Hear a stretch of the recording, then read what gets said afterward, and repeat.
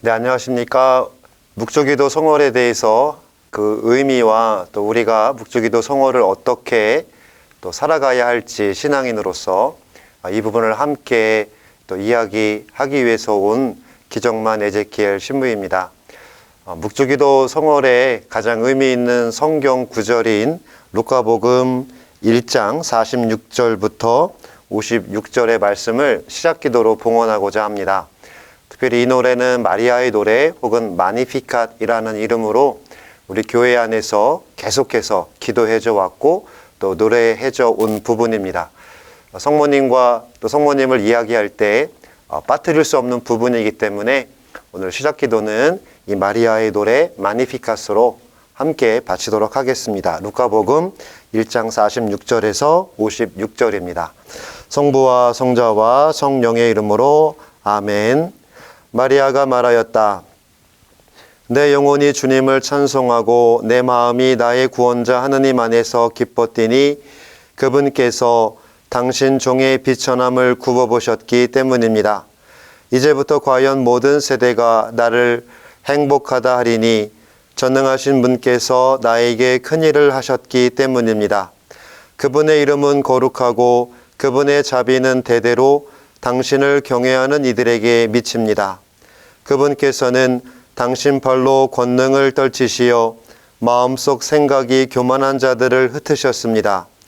통치자들을 왕좌에서 끌어내리시고 비천한 이들을 드러높이셨으며 굶주린 이들을 좋은 것으로 배불리시고 부유한 자들을 빈손으로 내치셨습니다. 당신의 자비를 기억하시어 당신 종 이스라엘을 거두어 주셨으니 우리 조상들에게 말씀하신 대로 그 자비가 아브라함과 그 후손에게 영원히 미칠 것입니다. 성부와 성자와 성령의 이름으로 아멘. 네, 묵주기도 성월하면 가장 먼저 떠오르는 것이 우리가 너무나 자주 또 일상에서 바치는 묵주기도가 떠오릅니다. 저도 개인적으로 어릴 적에 이렇게 복사를 할 때에 이 묵주기도의 힘을 개인적으로 체험을 하였습니다. 이렇게 그때는 매일 미사를 복사들이 봉헌하러 가야 했는데 제가 살고 있던 집이 공소였기 때문에 집에서 성당까지 이렇게 가려면 이렇게 한 반 정도는 어두운 시골길을 걸어가야 했습니다. 특별히 이제 저녁 미사를 봉헌하고 올 때쯤이면 이미 어두움이 깔려 있었기 때문에 그 길을 혼자 오거나 혹은 다른 친구하고 둘이 걸어오더라도 어린아이였기 때문에 굉장히 그 길을 걸어가는 때에는 많은 무서움이 느껴졌었습니다. 그때마다 아주 자연스럽게 묵주를 주머니에서 꺼내서 묵주기도를 아마 그때만큼 큰 소리로 바쳤던 적은 없는 것 같습니다. 그래서 계속 반복되는 성모성 또 어떤 예수님의 모습을 기억하는 신비를 되뇌이면서 큰 소리로 되뇌이면서 그 길을 걸어서 집에 올 때까지 어떠한 두려움도 없이 아주 용감한 모습으로 이렇게 다녔던 기억이 납니다. 우리 묵주기도는 이미 교회의 오랜 전통 안에서 줄기차게 우리 신앙인들이 바쳐왔던 기도입니다. 그런데 이 묵주기도 성월 또 묵주기도에 대해서 먼저 들어가기 전에 조금 더 우리가 묵주기도는 과연 어떤 모습으로 교회 안에서 이해되어야 되는가 좀 이 부분을 먼저 이야기 드리고 싶습니다. 우리 가톨릭 교회 안에는 하느님을 찬송하고 또 하느님께 가까이 나아가고 하느님과 더 깊은 나눔을 이루기 위해서 두 가지의 예식이 있습니다. 그 하나는 여러분들이 너무나 잘 아시는 전례를 통해서 전례라는 예식을 통해서 우리는 하나님을 공동체의 이름으로 찬양하고 또 공동체의 모습으로 하나님을 만나고 또 하나님과 깊은 관계를 이어갑니다. 이것과 더불어서 또 하나의 이런 예식이 우리에게 있는데 그것을 우리는 신심 혹은 대중신심이라는 그런 표현으로 부릅니다. 이것은 개인적 혹은 작은 단체가 함께 어떤 성인에 대한 공경 혹은 십자가에 대한 경배 혹은 예수 성심에 대한 마음 여러 가지 어찌 보면 하느님을 개인적으로 혹은 작은 그룹이 하느님을 만나고 하느님을 향하고 하느님과 가까워질 수 있는 무엇보다도 일상생활 안에서 우리들이 하느님과 뗄래야 뗄 수 없는 가까운 사이임을 표현하는 그런 예식이 바로 신심행위이고 그리고 대중신심입니다. 물론 교회는 이 대중신심이 혹은 이 신심행위가 전례보다 우선할 수는 없다고 가르칩니다. 왜냐하면 전례에서 우리가 거행하는 성사는 우리 인간이나 교회가 세운 것이 아니라 바로 우리가 하느님 구원에 다다를 수 있도록 예수 그리스도께서 직접 세워주신 것이기 때문에 그처럼 확실한 구원의 은총에 접할 수 있는 기회가 성사 거행, 곧 전례를 통해서 이루어지기 때문에 이러한 예수 그리스도를 직접 만나는, 무엇보다 성령 안에서 예수 그리스도를 통해서 하느님과의 사랑을 직접 나눌 수 있는 이런 은총의 때가 예수 그리스도를 통해서 주어졌기 때문에 전례는 이 신심보다는 우위에 있습니다. 그렇다고 그러면 신심은 보잘것없는 것인가? 그것이 아니라 교회 역사와 또 교회의 전승 안에서 이 신심은 바로 이 전례를 향하여 또 전례 안에서 전례를 통해서 더욱 깊은 하느님과의 만남을 이룰 수 있도록 돕는 역할을 계속해서 해왔습니다. 그래서 이 신심행위에는 여러 가지 모습들, 아마 그러니까 우리가 일상에서, 우리 그리스도인들이 일상에서 행하는 하느님을 향한 모든 행위가 바로 이 신심행위에 들어갑니다. 뭐 예를 들면 아침에 눈 뜨자마자 새로운 날을 주신 주님께 감사드리고 또 그날을 축복해 주십사 청하면서 긋는 십자 성호경 기도도 바로 이 신심 행위에 들어갑니다. 우리가 성당에 가시면 제일 먼저 성당 입구에 있는 성수를 찍는 행위, 또 그 이외에 우리가 기도할 때 무릎 꿇는 행위, 또 아마 어떤 분들 중에서는 이런 패에 목걸이 패나 혹은 다른 모양의 패를 교회가 승인한 그런 패를 달고 늘 하느님과 함께 살아가고 있다는 것을 잊지 않기 위해서, 더 강렬하게 느끼기 위해서 이런 패를 사용도 하시는데 이것도 역시 신심행위에 들어갑니다. 그 외에도 이제 보통 순교자 성월에 가을에 물론 1년 연중으로도 많이 합니다만 어떤 순교자들, 특별히 성지를 우리가 많이 방문하게 됩니다. 이런 순례지를 방문해서 그곳에서 순교하신 분들 안에 활동하셨던 하느님의 모습을 나 또한 느껴보기 위해서 순례를 떠나죠. 이러한 순례도 역시 신심 행위에 들어갑니다. 그리고 우리가 무엇보다도 또 11월에 이제 많이 기억하는 죽은 이들을 위한 대리기도, 이러한 대리기도, 흔히 본당에서는 우리가 어떤 선종, 우리 같은 형제 자매님이 이제 선종하셔서 하나님께 떠나갔을 때 이제 연도나 장례 예식 이런 부분들도 다 신심 행위에 들어갑니다. 또한 더 나아가서는 성인들을 공경하는 모든 행위들도, 그래서 이런 부분들도 다 신심 행위, 흔히 우리가 말하는 성모 신심, 어떤 예수 성심에 대한 신심, 또 성령께 자신을 봉헌하며 쇄신되기 위한 성령 쇄신, 또 그 이외에 다른 성인들에게 붙여지는 많은 것들이 다 우리들에게는 신심 행위가 됩니다. 그리고 우리가 일상에서 바치는 아침 기도, 저녁 기도, 또 삼종 기도, 그 이외에도 식사 전후 기도, 또 개인적으로 바치는 9일 기도, 그 이외에도 우리들이 바치는 화살 기도, 이 모든 일상에서 내가 하느님의 자녀, 하느님과 뗄래야 뗄 수 없는 사람으로 살아가고 있음을 나 스스로도 느끼고, 또한 나만이 아니라 이런 여정, 하느님을 향한 여정을 다른 그리스도인들과 함께, 또 아직 신자가 아닌 분들과 함께 하느님을 향하여 나아가겠다라는 지향을 갖고 바치는 그런 기도행위 혹은 선행행위 혹은 그에 따르는 여러 공경행위 등을 우리는 신심이라고 부릅니다. 이 모든 신심행위는 그래서 전례 안에서 본격적으로 만나게 될 하느님과의 만남을 준비하게 하는 그런 역할을 합니다. 그래서 우리 교회의 가르침에 따르면 바로 이 신심은, 특별히 대중신심은 교회에 살아있는 모습이다 라고 말씀하시면서 바로 이 신심의 원천은 우리를 하느님과 하나로 묶어주시는, 또 하느님의 현존에 나아가도록 우리를 이끄시고 또 하느님의 사랑으로 우리들이 감화되도록 이끌어주시는 하느님의 성령이라고 교회는 가르치고 있습니다. 자, 이렇게 우리들의 신심행위는 여러 가지, 특히나 우리들의 어떤 육신적인 그런 모양을 통해서 발휘가 되는데요.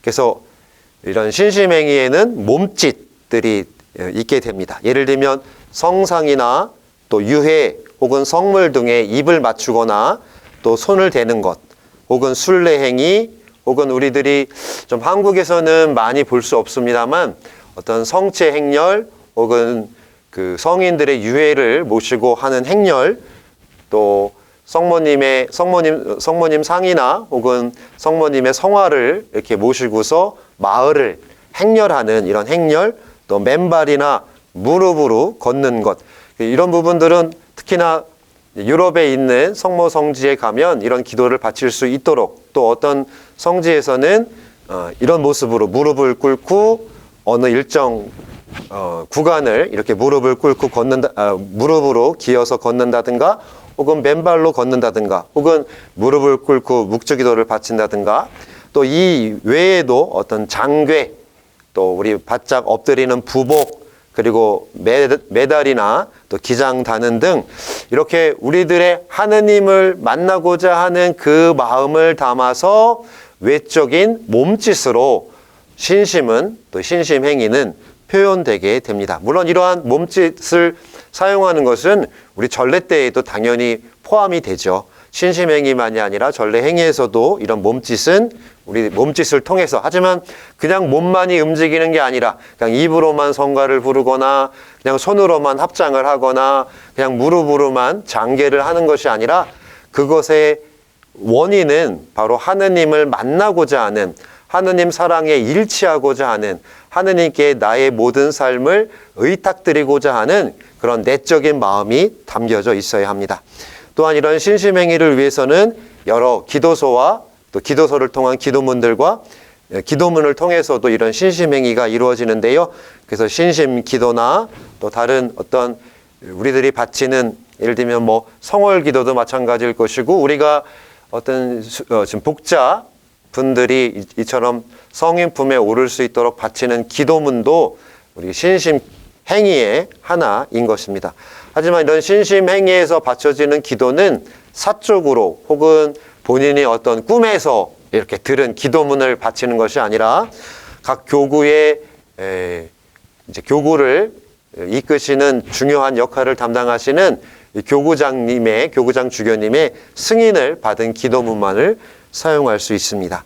이외에도 우리는 이런 하느님을 향하는 신심행위를 노래와 음악을 통해서도 표현할 수 있습니다. 무엇보다도 이 노래와 음악은 음악을 위해서는 무엇보다도 한 지역에 살고 있는, 또 혹은 한 민족, 오래된 그들의 전통 안에서 이렇게 계속되어져 온 멜로디나 이런 부분들을 활용해서 어떻게 보면 우리들이 그냥 입으로만의 노래가 아니라 마음의 모든 것들이 드러나게끔, 그래서 흔히 이런 대중신심에서 제일 중요한 부분은 민족 고유의 문화에 따라서 가장 우리가 하느님께 다가서기, 혹은 하느님을 향한 사랑을 표현하는 것에 적합한 그런 노래와 음악, 혹은 그러한 기도문, 그러한 몸짓, 이런 부분들을 더 많이 개발하라고 교회는 계속해서 가르치고 있고요.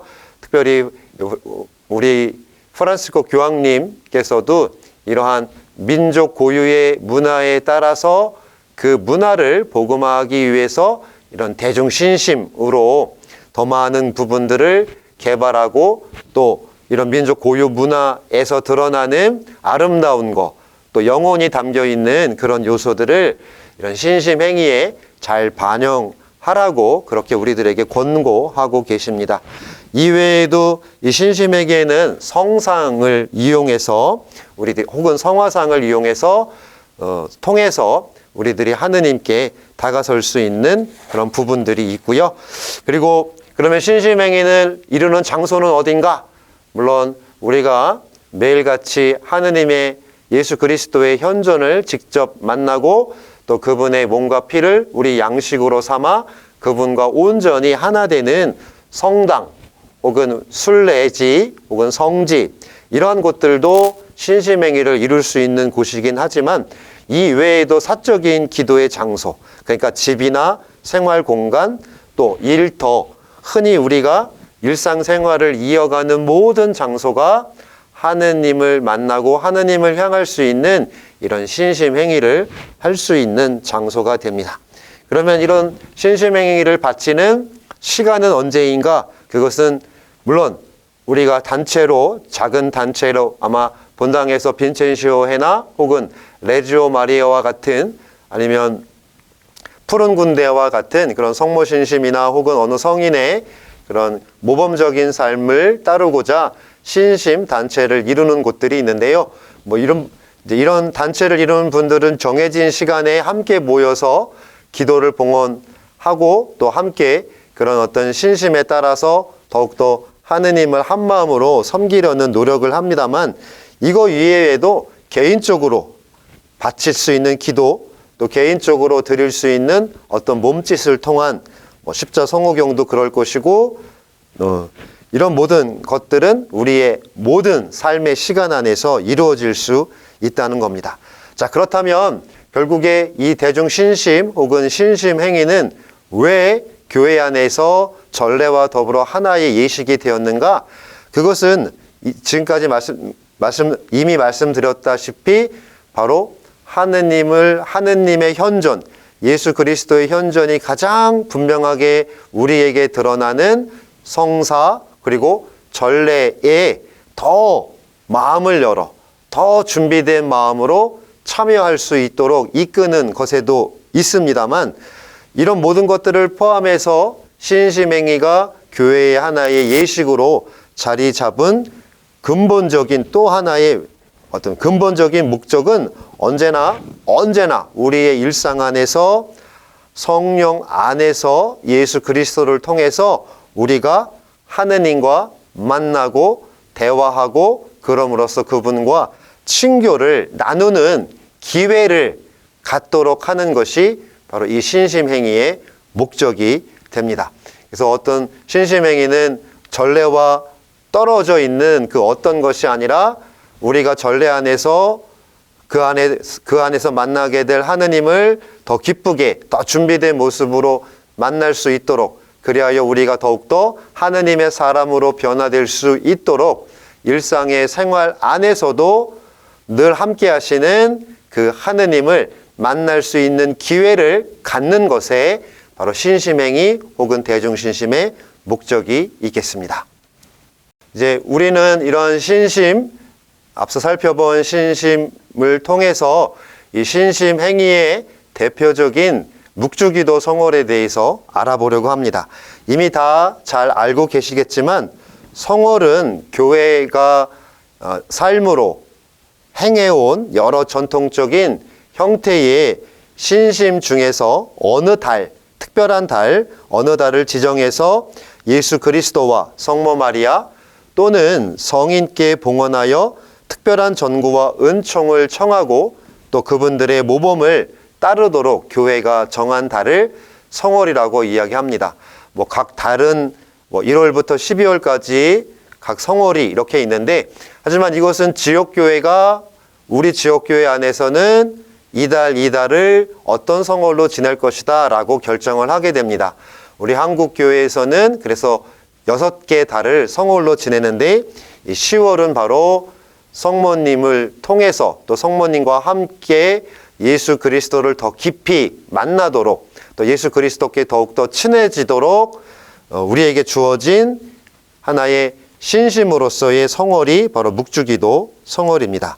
그래서 묵주기도 성월은 개인과 가정 성화, 또 인류 구원과 세계 평화를 위하여 묵주 기도를 바치는 성월로서, 이는 1883년 교황 레오 13세에 의해서 이렇게 묵주기도 성월을 성월이 설정이 됩니다. 당연히 묵주기도 성월이라는 이름에서 알 수 있듯이 이 묵주기도 성월의 핵심은 바로 묵주기도입니다.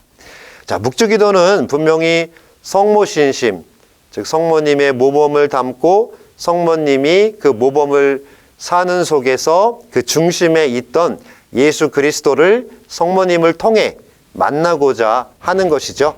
그래서 묵주기도는 성모신심의 특성을 지니고 있지만 그렇기 때문에 알맹이, 어떻게 보면 묵주기도를 통해서 묵주기도 하면 우리가 기억나는 것이 성모성 10번씩 반복하는 그런 반복기도인데, 근데 성모성이라는 기도를 바치니까 그냥 뭔가 좀 성모님과만 만나는 것 같지만 실제 이런 성모님을 만나는 것뿐만이 아니라 성모님과 함께 성모님과 너무나 뗄래야 뗄 수 없는 깊은 관계를 맺으셨던 예수 그리스도를 만나는 기도가 바로 묵주기도입니다. 그렇기 때문에 묵주기도는 성모님과 함께 예수 그리스도를 만나는, 즉 예수 그리스도를 중심에 둔 기도가 바로 묵주기도입니다. 우리가 흔히 묵주기도에서는 성모성을 10번 바치고 이제 묵주를 들고 묵주 꾸러미에 따라서 어떤 지정된 기도를 반복적으로 바치는 것만을 묵주기도로 생각할 때가 많은데, 실제 그것에 앞서서 더 중요한 것은 이 반복기도를 바치면서 무엇을 묵상하는가입니다. 우리가 어떤 행위를 하거나 또 어떤 것을 이룰 때 어떤 목적 없이 그것을 행하지는 않죠. 만약에 우리 자매님들이 저녁 시간 혹은 아침 시간에 주방에서 열심히 일한다는 것은 가족들이 먹을 아침이나 저녁 식사를 준비하기 위한 목적으로 하는 것이죠. 또 주일 아침 우리들이 일어나서 아침 기도 바치고 또 아침 식사하시고 그 다음에 씻고 또 단장해서 그 단장하는 이유는 일주일에 한 주간의 중심인 바로 우리들이 그토록 다다르고 싶은 부활하신 예수 그리스도, 그 부활하신 예수님을 만나게끔 하는, 그래서 어떻게 보면 한 주간의 중심인 교중미사, 그 미사에 참여할 목적을 갖고 그러한 준비를 이루는 것이죠.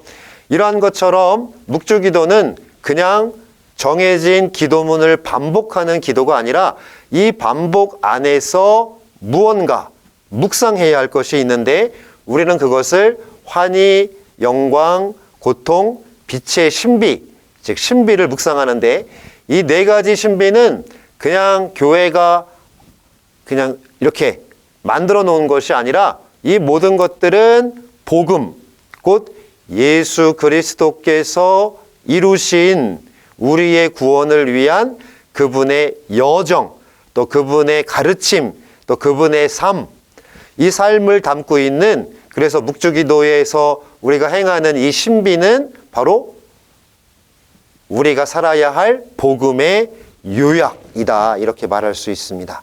그래서 이 부분을 먼저 한번 기억하시면서, 특히 우리가 이제 묵주기도 하면은 오해를 사는 부분이 있습니다. 무엇보다도 방금 말씀드린, 앞전에 말씀드린 내용을 아마 이 강의를 듣고 계신 분들은 다 잘 알고 계실 텐데, 또 묵주기도를 잘 모르시는 분들이, 야, 묵주기도는 왜 우리가 성모님이 하느님도 아닌데 뭐 그렇게 너무 그렇게 성모님에게만 매달리다 보면 정작 우리가 만나야 될 하느님은 못 만나는 거 아니야?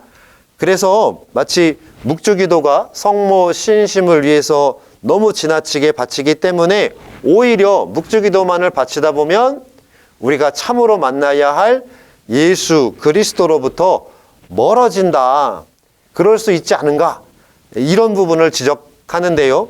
이에 대한 반박으로 우리 성 몽포르의 루이마리 그리뇽께서 하신 말씀을 좀 들어볼 필요가 있습니다. 자, 성인은 이렇게 말씀하십니다.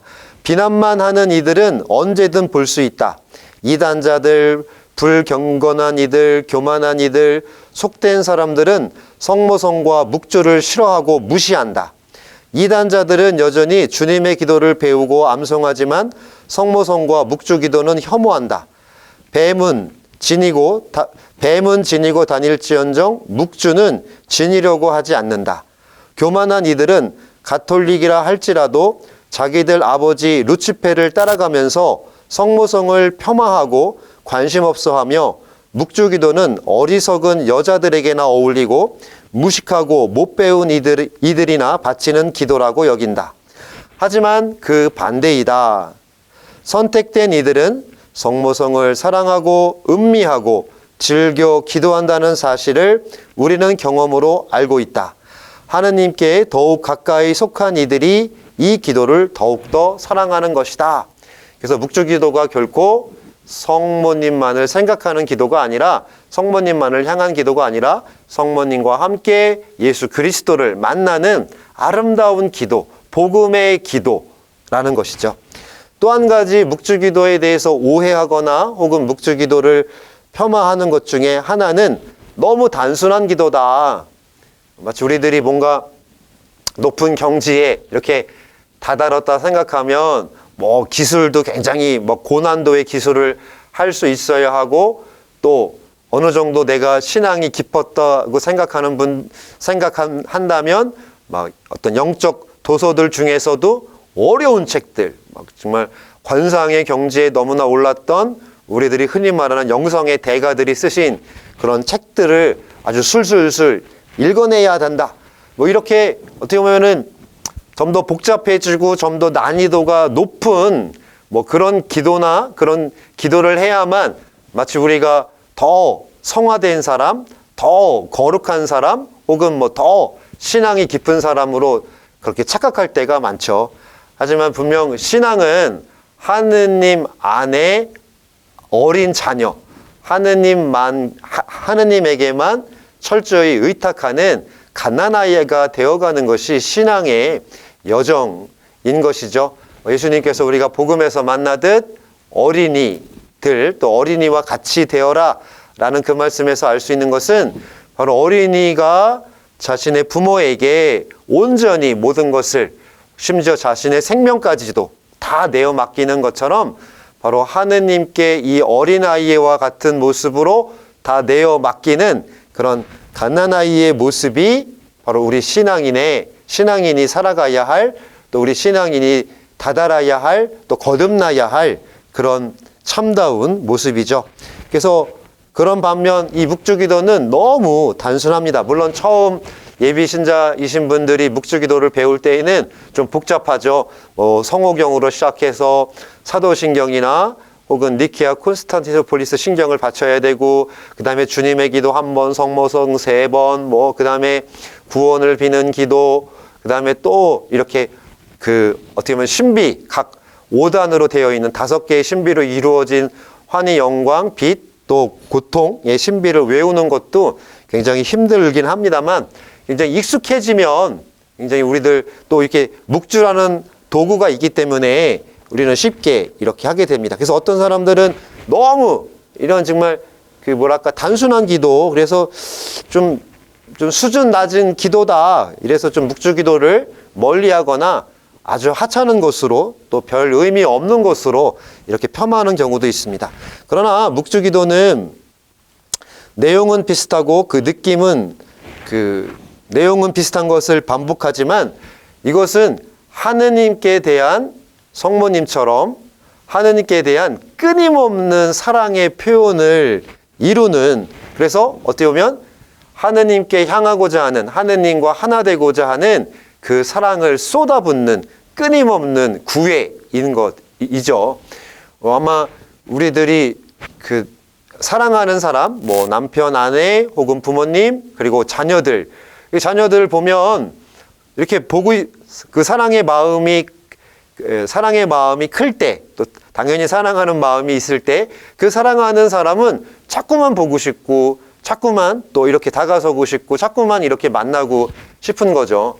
여러 차례 다른 곳에서 말씀드린 적이 있는데, 제가 아직 20대 초반일 때 이제 저희 형이 막 연애에 이렇게 빠져서 지금의 형수님과 이렇게 연애할 때인데, 제가 어느 날 집에 저녁에 이렇게 들어갔는데, 오래 전이에요. 한 20대 초반인 것 같은데, 성당에 갔다가 이렇게 집에 갔는데 형이 갑자기 저를 보더니 평소에 하지 않던 지갑에서 2,000원을 꺼내면서 1시간만 나갔다 오라는 거예요.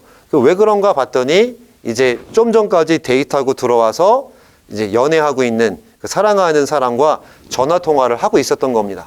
그러니까 저보고도 1시간 동안 2,000원 가지고 나가서 놀다가 들어와라. 왜냐하면 그 시간 동안 또 계속해서 전화 통화를 하려고 하는 거죠. 즉 사랑을 하게 되면 우리는 계속해서 그 사람을 보고 싶고 목소리도 듣고 싶고 또 생각나고 그러면서도 우리가 계속 반복되는 거죠. 한국 사람들이 이렇게 감성은 굉장히 풍부한데 표현하는 거는 굉장히 어색하죠. 우리는 감사해, 미안해, 사랑해 자, 이런 표현들을 잘 하지 않죠. 왠지 부끄럽게 생각하고 그런데 요즘 좀 젊은 분들은 좀 바뀌는 것 같아요. 이런 표현도 굉장히 잘하고 특히 자녀들이 갓난아이 때는 그냥 볼에다가 얼굴 부비면서 하루에도 100번 뭐 심지어는 1000번까지도 사랑해 사랑해 사랑해 이 말을 반복하지 않습니까? 근데 그렇게 한다고 해서 그게 정말 의미 없고 그리고 아주 하찮은 그런 행위가 아닌 거죠. 사랑하게 되면 끊임없이 그 표현을 구애의 표현을 사랑을 갈구하는 갈망하는 표현을 끊임없이 하게 되는 겁니다. 묵주기도도 마찬가지로 성모님 굉장히 단순한 기도이지만 결코 작은 기도가 아니라 또 보잘것없는 기도가 아니라 성모님께서 끊임없이 예수님과 함께 예수님의 길을 걸으셨던 것처럼 우리 또한 성모님과 함께 이 묵주기도를 통해서 그러한 예수님께 예수 그리스도께 우리의 사랑을 전달하고 또 그분의 사랑을 요청드리는 그런 사랑의 기도라는 것입니다. 자, 교회 역사에서 이 묵주기도는 오랜 전통을 가지고 있습니다. 묵주기도의 시작은 바로 성모성을 반복적으로 바치면서 예수님의 생애를 이렇게 관상하고 묵상하던 그런 관습에서 시작이 되었습니다. 그래서 오랜 전통에 따라서 우리 이제 2002년 이전까지는 환희의 신비, 고통의 신비, 영광의 신비, 그래서 예수님의 중요한 생애, 그분의 육화, 그분의 어떤 파스카, 즉 죽음과 부활, 그리고 영광된, 즉 부활한 이후의 영광스러운 모습, 그러니까 어떻게 보면 우리의 모습이죠. 우리가 예수님을 만나고 예수님과 함께 죽고 그분과 함께 부활함으로써 그분과 함께 영원한 생명에 이를 것이다 라는 우리 신앙의 여정을 이 신비들을 통해서 묵상해 왔습니다. 그러다가 2002년 교황 요한 바오로 2세, 지금은 성인이 되신 요한 바오로 2세의 가르침에 따라서 예수님의 공생활까지도 묵상할 수 있도록 빛의 신비가 추가가 되었습니다. 그래서 오랜 전통에서는 보통 월요일과 목요일에는 환희의 신비를, 또 화요일과 금요일에는 고통의 신비를, 이제 수요일과 이제 주일에는, 또 토요일 주일에는 이렇게 영광의 신비를 바쳤었는데요. 바로 2002년 교황님의 요한 바오로 2세 교황님의 교서인 동정 마리아의 묵주기도를 통해서 이제 빛의 신비가 추가되어서 이제 환희의 신비는 월요일과 또 성모님의 날이라고 불리는 토요일에, 고통의 신비는 화요일과 금요일, 또 영광의 신비는 수요일과 일요일, 그리고 빛의 신비는 목요일에 바치도록 권장하고 있습니다. 그런데 이 날짜는 요일별로 묵주기도의 신비를, 근데 어떤 분들은 신부님 저는 하루에 20단 바치는데요.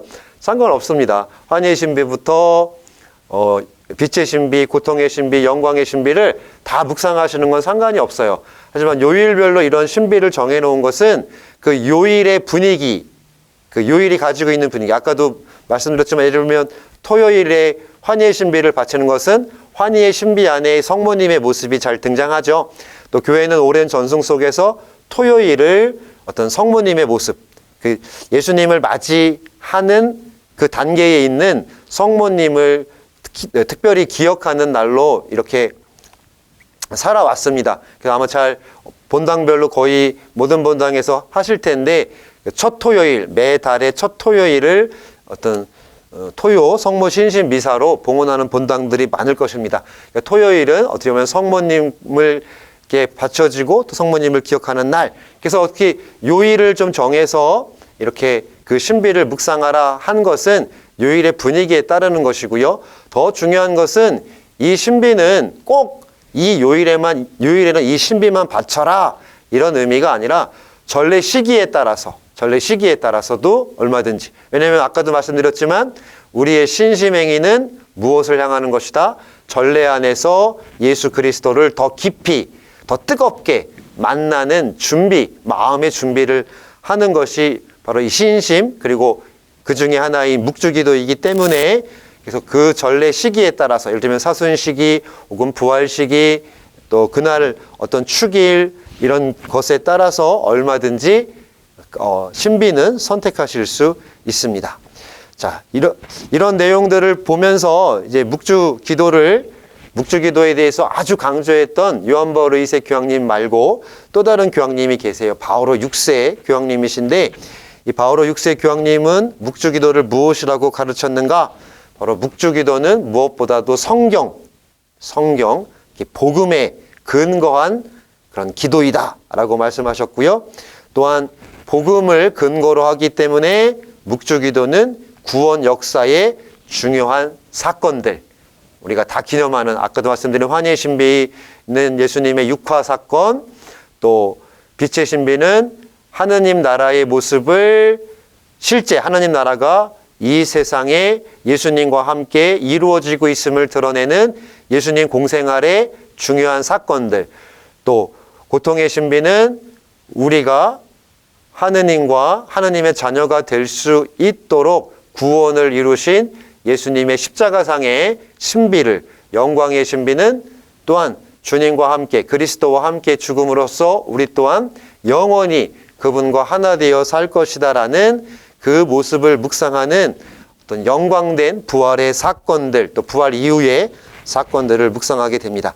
이처럼 구원 역사의 중요한 사건들을 묵주기도를 통해서 우리는 복음을 만나게 되고 그 복음의 내용을 우리 삶 안으로 끌어들이게 되는 겁니다.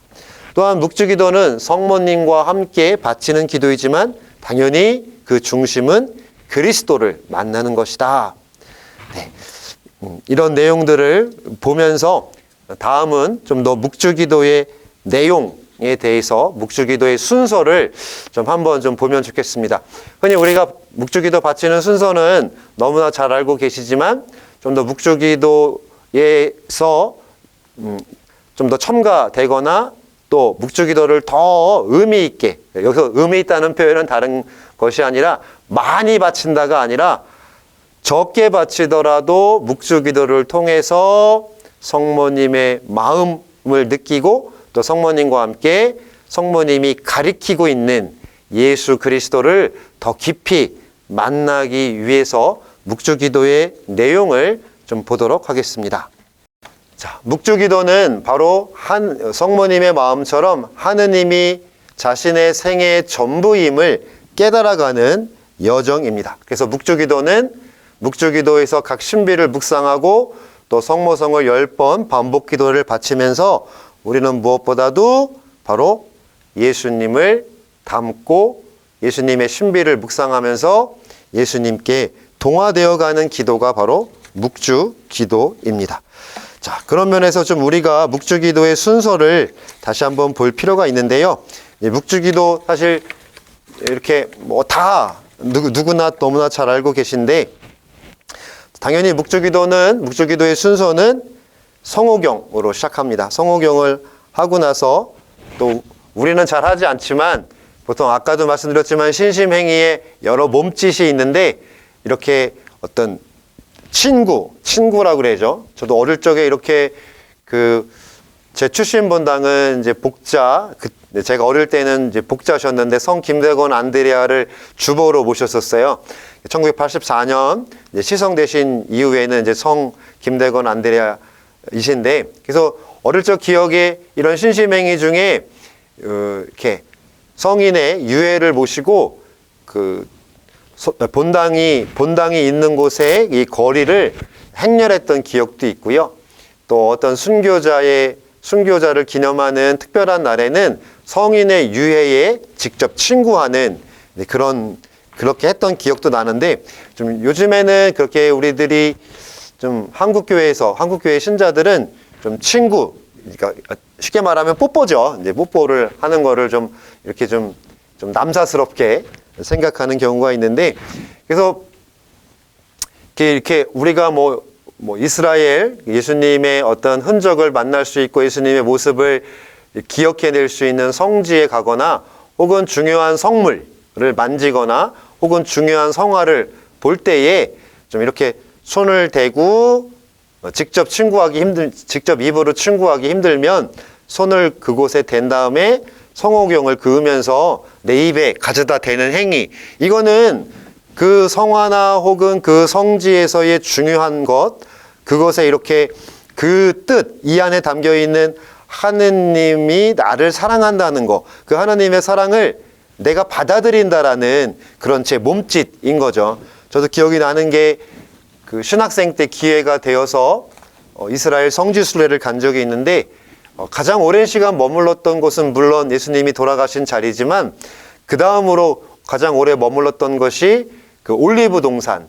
그래서 그곳 올리브 동산 기념 성당에 가면 예수님이 기도하셨다는 큰 바위가 이렇게 있는데 그곳에 정말 손을 오랫동안 그 바위에 대고 있다가 이제 묵상이 끝나고 나서 성호경 긋고 제 입에 친구하면서 그때 나를 위해 예수님이 흘리셨던 그 피눈물의 아픔, 하지만 그 안에 담겨 있는 뜨거운 사랑을 경험했던 기억이 납니다. 또 하나 저의 기억을 나누자면, 이렇게 우리가 보통 한국에서도 성지를 많이 가는데 성지에 가면 이런 성인들 혹은 순교자들의 무덤이 이렇게 있습니다. 물론 우리가 이제 우리식으로 가서 뭐 2번 큰절도 하고 이렇게 그런 것도 좋은 신심행위죠. 그런 순교자들의 모범을 제가 받겠습니다, 따라 살겠습니다, 이런 결심을 다지는 것도 좋은데, 저는 이렇게 끝나고 나면 무덤 참배하면서 이렇게 무덤 위에 손을 이렇게 오래 대고 있다가 그 안에 순교자들의 그런 순교의 삶 안에 담겨 있는 그 뜨거웠던, 그분들이 느꼈던 그 하느님의 사랑을 저 또한 느끼며 살게 해 주십사라고 청하면서 그 무덤에 댔던 손을 제 성호경을 그으면서 제 입에 이렇게 대기도 합니다. 모르겠습니다. 혹시 뭐 성인의 유해를 모시고 있거나 성인들의 성화상, 주보 성인을 모시고 있는 본당에서도 직접 이렇게 손을 대고 성호경을 긋고 자신의 입에 이렇게 대는 것도 좋지만, 또 그런 방법도 있겠지만 직접 친구할 수 있다면 직접 자신이 친구하는 것도 좋은 모습 중에 하나일 거라 생각합니다. 우리들이 이렇게 친구를 공식적으로 이렇게 경배라고 그러죠. 하는 날이 이제 성금요일 날 십자가 경배를 하는데, 제가 지금은 신학교에 있는데 그 전에 본당에 있을 때는 본당 가자마자 찾은 것이 좀 큰 예수님 십자가였어요. 그래서 십자가 이렇게 행렬 끝난 다음에 교우분들이 직접 그 십자가에 달리신 예수님께 친구하고, 물론 이제 그래서 당연히 한번 친구하고 나면 이렇게 닦고 가급적이면 이제 무릎 꿇고 친구할 수 있는 좀 그런 기회를 갖는 것도 좋은데, 자, 그 묵주기도를 바칠 때도 성호경을 긋기 전이나 혹은 성호경을 그은 후에 그 항상 묵주는 십자가가 달려 있죠. 그 십자가에 이렇게 입을 맞추면서 마음으로 기도할 수 있죠. 예수님, 제가 이 묵주기도를 통해서 당신이 이루신 구원 행위를 묵상하며 당신과 하나 되게 해주십시오 라고, 저는 정말 당신과 하나 되고 싶습니다 라면서 그 십자가에 친구할 수 있다면 더 이게 마음 준비가 잘 될 것 같습니다. 그런 다음에 우리는 사도신경 혹은 니케아 콘스탄티노폴리스 신경을 바치는데, 대개는 이제 사도신경을 바치죠. 그런데 혹시 이제 우리 그 교우분들 중에서도 그 성무일도를, 흔히 시강경이라고 불리우는 성무일도를 바치시는 분들이 있는데, 그 성무일도 아침 그 시작할 때 시작기도에서는 시편 70편에 나오는 그 부분을 이렇게 읽습니다. 이렇게 어떤 내용이냐면, 하느님 저를 구하소서, 주님 어서 오사 저를 도우소서.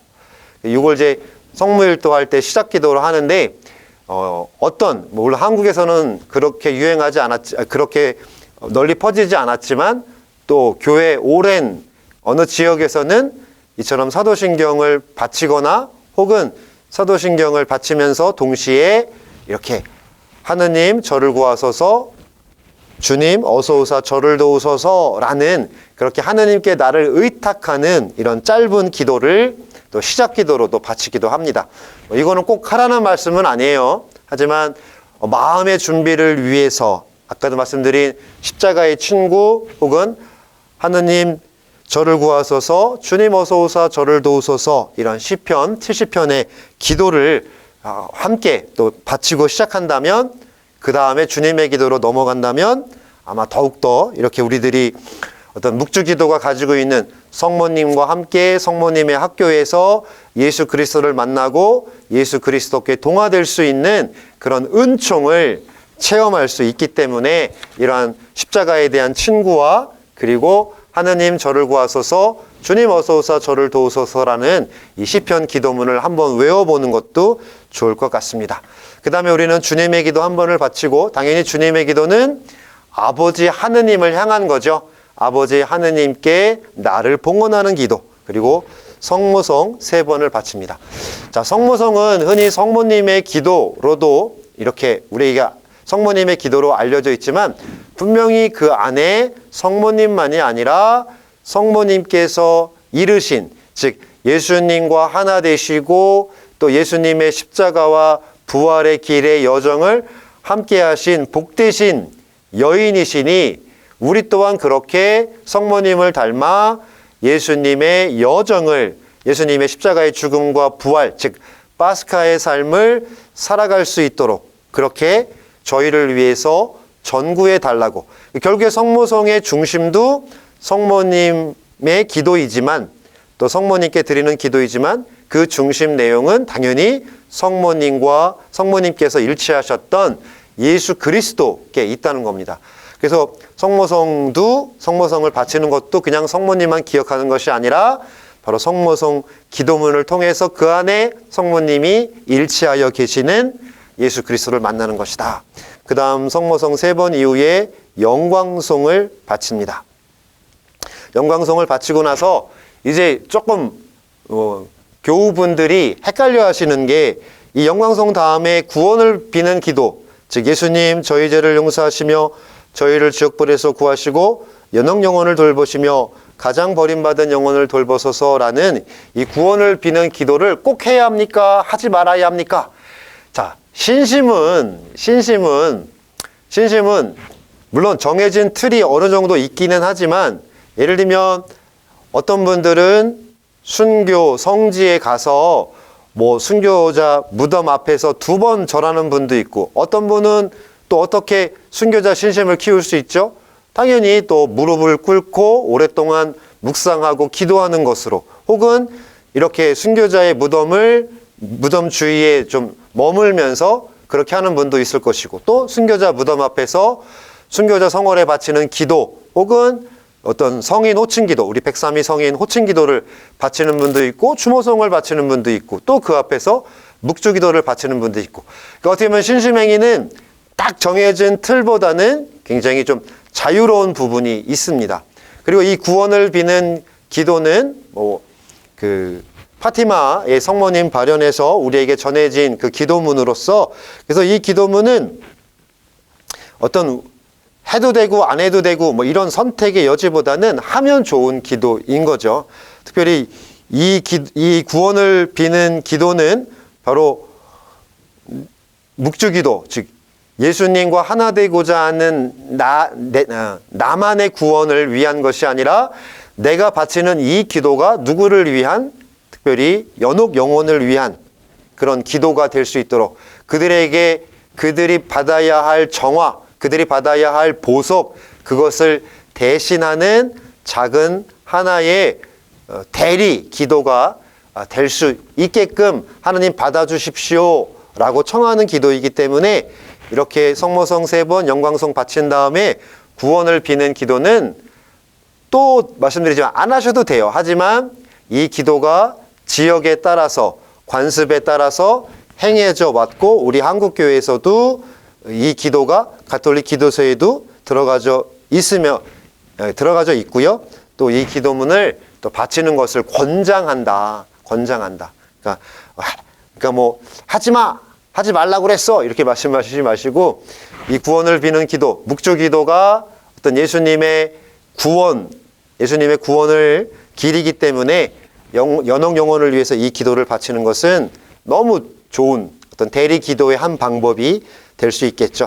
구원을 비는 기도도 이렇게 넣으시고, 또한 구원을 비는 기도는 또 각 단이 끝나는 10번의 성모송 이후에 또 영광송 이후에 각 단이 끝나는 부분에서도 이 구원을 비는 기도를 통해서 이 바치는 기도가 성모님과 함께 예수님을 향하는 기도가, 예수님을 향한 사랑을 위한 이 기도가 연옥 영혼들의 그러한 그들이 받아야 할 보석을 감할 수 있는 그런 것으로 봉헌한다면 이 묵주기도의 어떤 담고 있는 더 큰 그런 은총이 더 크게 이렇게 확장될 수 있다.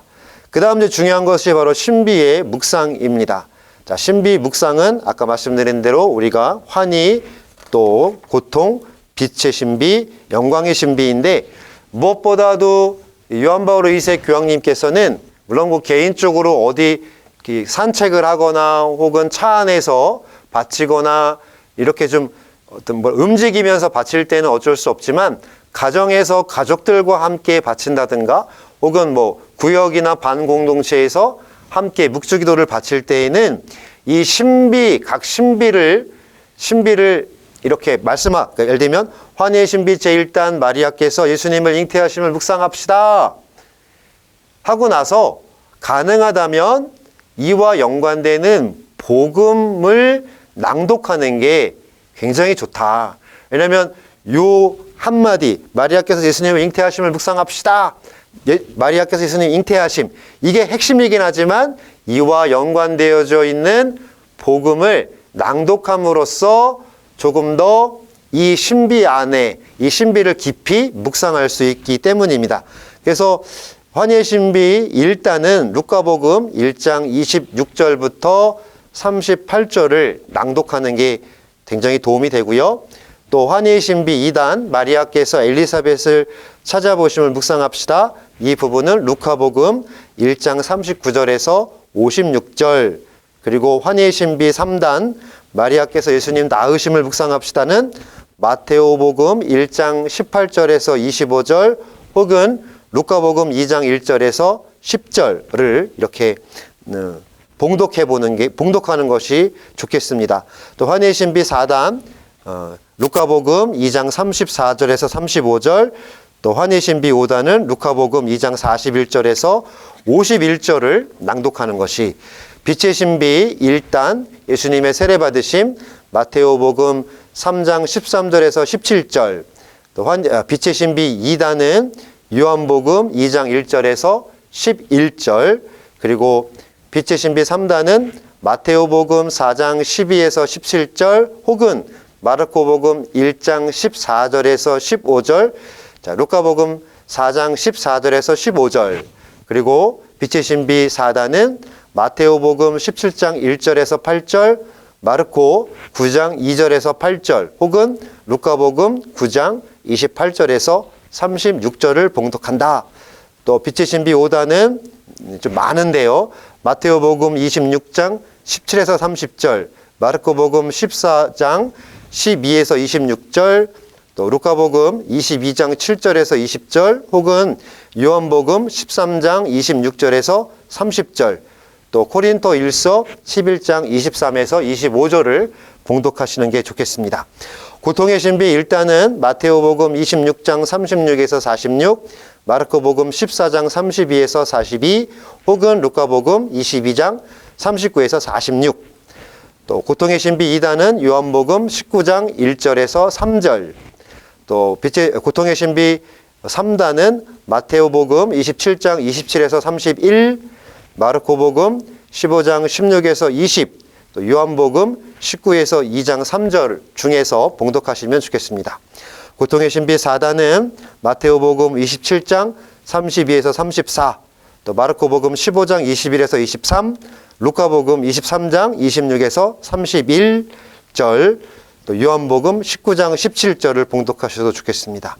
그리고 동해신비 5단은 마테오복음 27장 35에서 56절, 마르코 15장 24에서 41, 루카 23장 33에서 49, 요한복음 19장 18에서 30절, 그리고 영광의 신비 1단은 마테오복음 28장 1에서 10절, 마르코복음 16장 1에서 8절, 루카복음 24장 1절에서 12절, 요한 20장 1절부터 10절 중에서 또 영광의 신비 2단은 사도행전 1장 6절에서 11절, 3단은 사도행전 2장 1절에서 13절, 또 영광의 신비 4단은 유디서 13장 18에서 20 혹은 15장 10절, 또 빛의 신비, 영광의 신비 5단은 묵시록, 요한묵시록 12장 1절 이렇게 바치실 수 있습니다.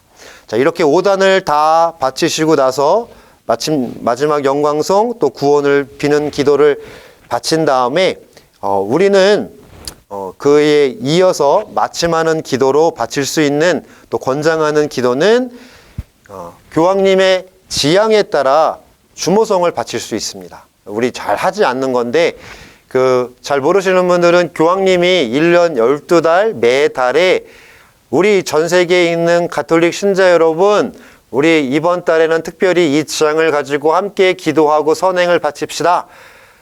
이제 찾기 어려우신 분들은 뭘 보시면 되냐? 매일미사 책 첫 장을 넘기시면 오른쪽 맨 위에 이달의 기도 지향, 교황님의 기도 지향 이게 나옵니다. 그래서 묵주기도를 바치신 다음에는 이것도 역시 권장사항이에요. 또 뭐 꼭 해야 됩니까? 안 하면 안 됩니까? 권장이라는 거는 하면 좋다는 것이고 그렇게 함으로써 묵주기도를 더 풍요롭게 할 수 있다. 그래서 우리가 교황님의 기도 지향에 따라 주님의 기도, 성모성을 바치거나 혹은 성모 찬송, 이제 우리가 많이 바치는 기도죠. 그리고 혹은 성모 호칭 기도, 가톨릭 기도서에 나옵니다. 이 기도를 뭐 다 하도 좋지만 시간이 없다면 그 중에 하나를 바치면서 마지막으로 이 묵주기도를 통해서 성모님과 함께 걸으면서 묵상했던 그리스도를 통한 구원, 그 안에 드러난 하느님의 사랑을 내 마음에 품고 이제는 그 하느님의 사랑을 내 삶으로 드러내겠다. 그에 필요한 은총을 청하면서 이러한 마침 기도를 봉헌한다면, 특별히 교황님의 기도 지향에 따라 주목용을 바치는 것은 나 혼자 신앙생활을 하는 게 아니라 온 교회, 온 이 세상의 모든 신자들과 함께 교황님을 중심으로 그 뜻이, 하느님의 뜻이 펼쳐지는 것에 내 마음을 합한다. 이런 지향으로 기도할 수 있는 것이고요. 또 성모 찬송이나 또 성모 호칭 기도를 바친다면 그것은 바로 성모님의 여정, 그리스도와 함께 하신 여정에 나 또한 참여하겠다라고 볼 수 있겠습니다. 자, 마지막으로 이제 묵주기도를 바칠 때 좀 우리들이 생각해 주었으면 하는 것, 그냥 맹목적으로 반복적으로 묵주기도를 바치는 것이 아니라 뭐 이제껏 성모님과 함께 그리스도의 구원의 중요한 사건들을 묵상하면서 그런 여정을 통해 그리스도와 동화되고 그리스도와 하나 되고 더욱더 친밀해지는 것이라고, 그것이 묵주기도라고 말씀을 드렸는데요.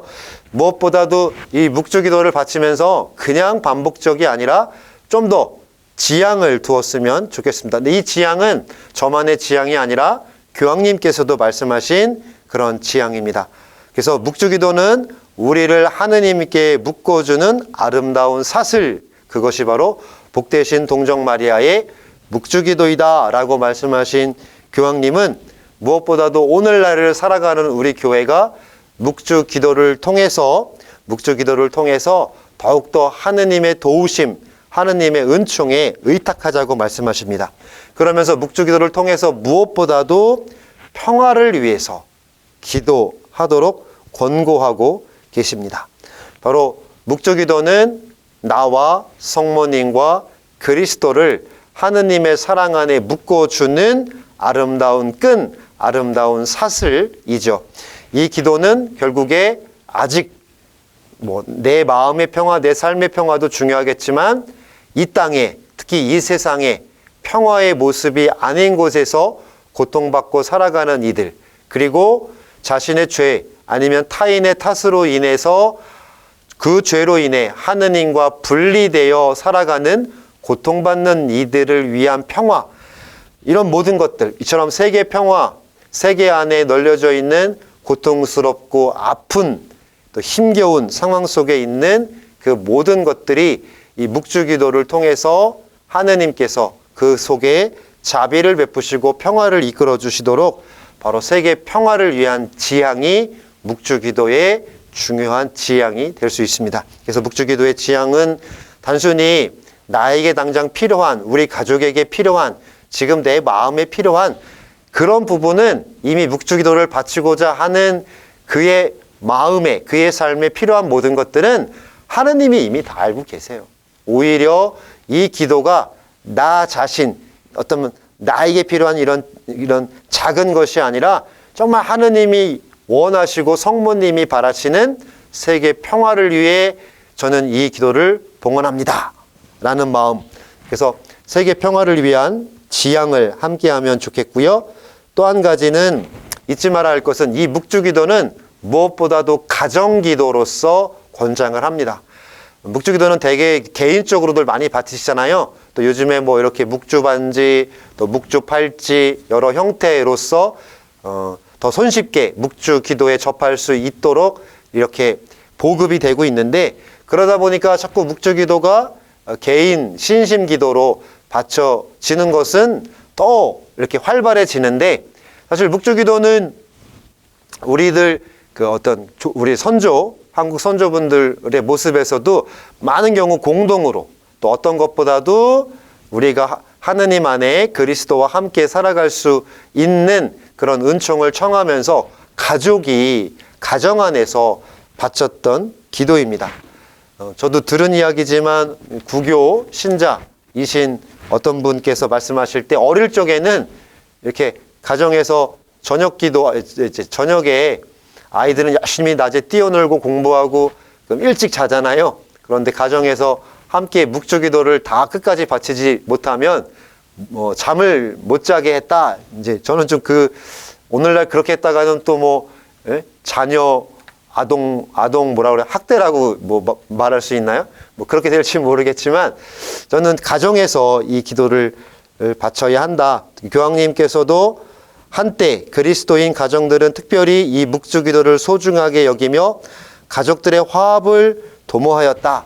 제발 이 귀중한 유산을 잃어버리지 않았으면 좋겠다. 우리는 끊임없이 묵주기도를 바치며 가정을 위한 가정의 기도 실천으로 돌아가야 합니다라고 아주 애끓는 심정으로 말씀하고 계십니다. 가정이 우리 신앙의 가장 작은 공동체이죠. 이 공동체의 화목, 또 이 공동체가 어찌 보면 하느님을 배우는, 하느님의 사랑을 만나는 장이 되기 위해서는 가족이 가정에서 묵주기도 하는 것을 중요한 하나의 안으로 교황님께서도 말씀하고 계십니다. 그래서 무엇보다도 이런 가정기도를 통해서 자녀들 또한, 우리 지금 이렇게 주로 수공동체 봉사자분들이 이 강의를 들으실 텐데, 또 자녀들을 위한 가장 좋은 신앙의 어떤 모범, 바로 그것은 자녀들에게도 이 묵주기도를 가르쳐 주는 것입니다. 그래서 이 자녀들도 이런 부모님들 의뢰의 모범에 따라서 묵주기도에 의탁하여 그들의 일상의 삶, 특별히 어렵고 힘든 여정을 만날 때 성모님의 전구에 힘입어 그리스도의 은총 안에서 지혜롭게 하느님의 도움으로 그 난관을, 그 어려움을, 혹은 누리고 있는 그 기쁨을 더 크게 나누고 또 느낄 수 있도록 자녀들에게 이 묵주기도를 바치도록, 또 바치도록 바쳐라 말씀만 하실 것이 아니라 함께 바침으로써 이 묵주기도에 담겨 있는 어마어마한 하느님의 사랑과 만나는 그 큰 은총을 자녀들 또한 누릴 수 있도록 그렇게 안내해 주시면 좋을 것 같습니다. 무엇보다 이 묵주기도에 담겨져 있는 어마어마한 힘은 이미 교회 역사가 보증하고 있습니다. 이 묵주기도를 통해서 우리가 더욱더 하느님과 친해지고 하느님과 가까이 만남으로써 우리 신앙의 여정이 더욱더 그리스도를 증언하고 증거하는 살아있는 신앙의 삶으로 새롭게 거듭나는 묵주기도 성월 모든 분들이 보내시면 좋겠습니다. 성모님과 함께 또 성모님께서 얻어 누리신 그 영광, 구원의 영광을 우리 또한 얻어 누릴 수 있도록 청하는 마음을 담아서 마침 기도로 성모 찬송 함께 바치도록 합시다. 성부와 성자와 성령의 이름으로 아멘. 모으시며 사랑이 넘친 어머니, 우리의 생명, 기쁨, 희망이시여, 당신 우러러 하와의 그 자손들이 눈물을 흘리며 부르짖나이다. 슬픔의 골짜기에서 우리들의 보호자 성모님, 불쌍한 저희를 인자로운 눈으로 굽어보소서. 귀향살이 끝날 때에 당신의 아들 우리 주 예수님 뵙게 하소서. 너그러우시고 자애로우시며 오 아름다우신 동정 마리아님, 천주의 성모님, 저희를 위하여 빌어주시어 그리스도께서 약속하신 영원한 생명을 얻게 하소서. 기도합시다. 하느님, 외아드님이 삶과 죽음과 부활로서 저희에게 영원한 구원을 마련해 주셨나이다. 복되신 동정 마리아와 함께 이 신비를 묵상하며 묵주기도를 바치오니 저희가 그 가르침을 따라 영원한 생명을 얻게 하소서. 우리 주 그리스도를 통하여 비나이다. 아멘. 성부와 성자와 성령의 이름으로 아멘. 감사합니다.